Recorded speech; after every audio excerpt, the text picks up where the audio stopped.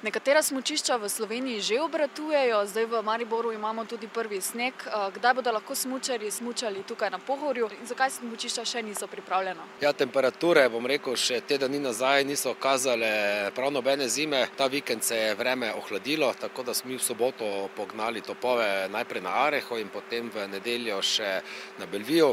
Ta trenutek obratuje 65 topov na vseh smučiščih na Arehu in tukaj sektorju Belvij, vse tja do trikotne jase. In mi seveda računamo, da bomo ta vikend pognali smučarske naprave. Koliko snega je trenutno na Pohorju in koliko ga bo, kako debela bo podlaga konec tega tedna? Ja, trenutno je zapadlo nekje v povprečju 10 cm naravnega snega. Kot smo pa dejali, zasnežujemo vsa smučišča in smučišča, ki bomo ta vikend odprli, bodo zasnežena vsaj 30 do 40 cm debelo snežno odejo. Katera smučišča pa bodo zdaj na voljo konec tedna? Trenutno na Arehu zasnežujemo Cojzorico, novo 6-sedežnico Pisker, vlečnici Areška in Paruška.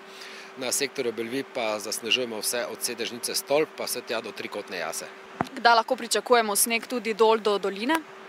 Ja, glede na vremenske napovedi, ki kažejo ohladitev proti koncu tedna, računamo, da bomo nekje četrtek ali petek pričeli tudi z zasneževanjem proge do doline, se pravi do hotela Arena. Za zasneževanje je potrebno dovolj nizka temperatura ozračja, čim nižja relativna vlaga ozračja in pa tudi seveda čim nižja temperatura vode. Če takole naredimo neko predstavo, tam nekje pri temperaturi vode 1 do 2 stopinji Celzija in vlagi tam nekje okrog 70% ali nižji, lahko zasnežujemo že nekje pri -3 stopinje Celzija. Koliko potrebujemo smučarji do vrha Pohorja z temi žičniškimi napravami? Ja, zaenkrat bodo za dostop do Pohorja obratovale sedežnice.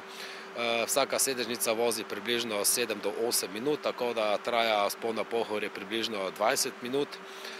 Mi pa seveda računamo, da bo še do konca letošnjega leta, se pravi do božičnih praznikov, že pričela z obratovanjem nova krožno-kabinska žičnica. Kako napreduje gradnja vzpenjače? Zaenkrat lahko rečemo, da poteka še vse po prvotno začrtanih planih. Ta trenutek dobavitelji opreme opravljajo zadnje teste strojne in pa elektroopreme. Če bo tukaj šlo vse normalno, pričakujemo, da bo že konec tedna opravljen strokovno-tehnični pregled žičnice. To pa pomeni, da bo podlaga, da se izda tudi uporabno in pa obratovalno dovoljenje.